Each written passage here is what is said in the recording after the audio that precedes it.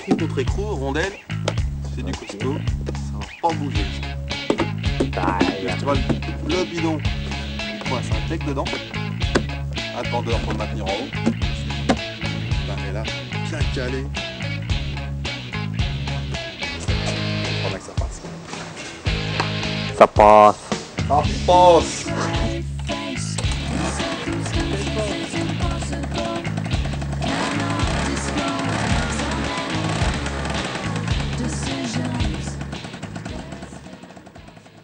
Enfin, à côté de Grasse, Calion. On va longer la côte. Toujours longer la côte. Passer à Marseille. Ensuite, on va se diriger vers Perpignan, Montpellier, Perpignan. À Gibraltar, on va prendre le bateau, on va embarquer les mobs dessus. On va descendre, jusqu'à cette ville-là. On va rentrer à l'intérieur des terres. On va aller à Oussambre. Là, on devrait croiser les caravanes. Enfin, c'est pas on devrait, on va croiser les caravanes. On passe la frontière du Sénégal. On se dirige vers Dakar. Là, on doit recroiser une deuxième fois la caravane du Paris-Dakar. Ensuite, repartir en avion chez nous.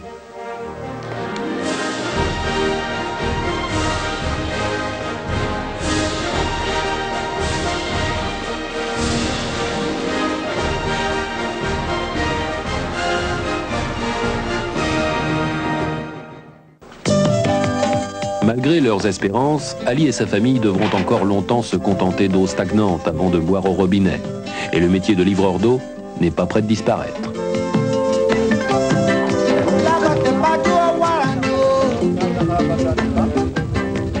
Voilà, Paul Belmondo. Maintenant, je voulais vous présenter deux Français qu'on a rencontrés ce matin ici à Chinguitta. Ils ont 24 ans tous les deux. Vous vous appelez Didier Barrault et Jean-Michel Pébroc. Et vous aussi, vous faites le Dakar, mais vous le faites en mobilette. Ouais, tout à fait, ouais. Notre Dakar à nous. Ouais. Alors vous avez décidé ça juste en finissant votre service militaire et vous le faites avec ces engins-là. C'est-à-dire que vous avez tout sur ces deux mobilettes-là. Ah, oui, absolument tout ce qu'il nous faut. Et alors ils ont tous les deux une grande ambition quand même, c'est que vous êtes persuadés que vous arriverez à Dakar avant les concurrents du rallye. Ah oui, ça y a pas de problème. C'est certain, on va y arriver. Et qu'est-ce qui vous rend si sûr de ça? L'entraînement déjà, hein, puisqu'on a déjà 32 jours derrière nous. Ah bon, on vous voit en plus à l'image là, c'est vrai que vous avez le pilotage. Ah, hein. ouais, Vitesse ouais. maxi, c'est combien? 60 peut-être. Et nous roulons à 40 km/h pour pas abîmer la mécanique. C'est sympa ça quand même comme démarche aussi. Ah, je Paul. trouve ça fantastique parce que c'est super, c'est génial. Vous avez un gros handicap, je crois, c'est que vous crevez beaucoup, hein, c'est cela? Ah oui, alors là, surtout depuis la Mauritanie, là où il y a beaucoup d'épineux sur les pistes. Alors à chaque fois il faut réparer. Vous pensez que vous allez réussir à arriver avec tout votre matériel comme ça à Dakar? Il vous reste encore des pneus de rechange, de quoi réparer? On a un pneu de rechange, quelques rustines, un peu de colle, ça suffit. Puis sinon, il y a toujours les taxis brousse qui sillonnent le pays, donc il n'y a pas de problème. Je m'étais laissé dire aussi que vous étiez en manque de rustines. Et pendant ce temps-là, on voit la voiture, l'équipage 213 qui vient juste d'arriver sur la ligne d'arrivée. Oui, vous avez un souci de rustine, non? C'est cela? Oui, on les a perdus. Ok, regardez, petit cadeau de l'équipe d'une pêche d'enfer. Ah, on en a retrouvé au fond d'une caisse dans laquelle est notre décor. Et bien ce sont des rustines pour tous les deux. J'espère que ça vous permettra d'arriver jusqu'à Dakar. Ça c'était le petit clin d'œil de fin. Jean-Michel Pébroc, merci beaucoup. Didier Barrault, bravo. Et puis belle route jusqu'à Dakar. Paul Belmondo, bonne chance donc la saison de Formule 1 qui va redémarrer. Je crois que c'est bien parti. Hein. Ça se présente pas trop mal. Bon, merci beaucoup et puis passez de bons moments justement sur ce Dakar. Comme chaque soir, eh bien, on va se quitter avec notre image de fin. Vous l'avez découverte au tout début de notre magazine, c'est la chute du pilote américain Danny Laporte, le motard américain qui s'est offert la gamelle du jour dans les dunes mauritaniennes. Nous serons toujours en Mauritanie demain. On vous retrouve en direct avec toute l'équipe de notre magazine à 17h40. Nous serons alors à Tidjika. Très belle soirée sur France 3.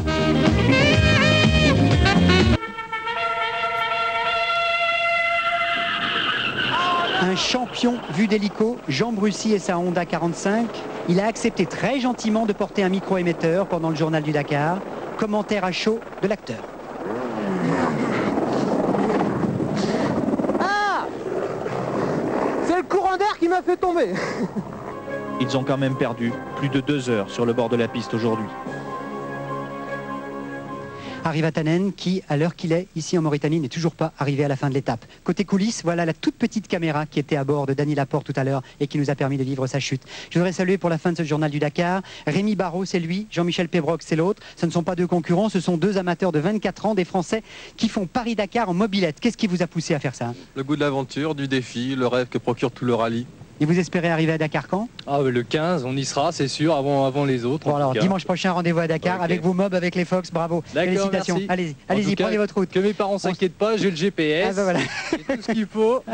Ok, on se quitte maintenant avec ce qui a le plus marqué cette journée, c'est-à-dire le vent et le sable. Gérard Roy pour le montage.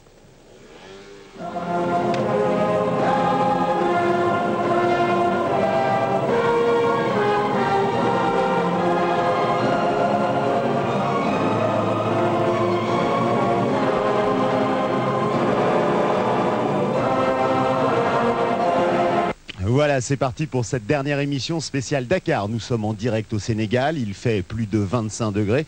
Et dans un instant, eh bien, nous allons découvrir ensemble les images de cette dernière étape en moto et en auto. Nous aurons aussi, bien sûr, comme chaque soir, des invités, et notamment Hubert Auriol, l'organisateur de ce rallye, qui vient à l'instant de nous rejoindre. Je serai en compagnie de Gérard Rolls, et en ce dimanche un petit peu spécial, eh bien, nous décernerons de gros clins d'œil à des femmes et des hommes qui ont marqué cette 17e édition. Merci de nous recevoir en direct de Dakar.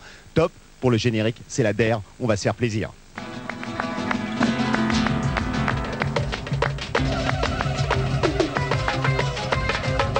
Mais à la sortie, écoutez, je crois que ça s'est bien passé et puis tant mieux, quoi. Moi j'ai un complément de réponse, c'est que Hubert Auriol a été partout, tout le temps, à longueur de journée. Il a été avec les camions, il était avec les voitures, il était avec les autos, avec les motos. Il donnait un petit coup de main quand il le fallait sur la piste. Il était là avec les contrôleurs, il s'arrêtait pour voir si tout allait bien. Il était en communication en permanence avec tout le monde. Et ça, c'est essentiel dans une épreuve comme celle-ci. C'est un peu le cas de Jean-Marie Leblanc sur le Tour de France. Hubert Auriol, c'est un peu la même chose ici.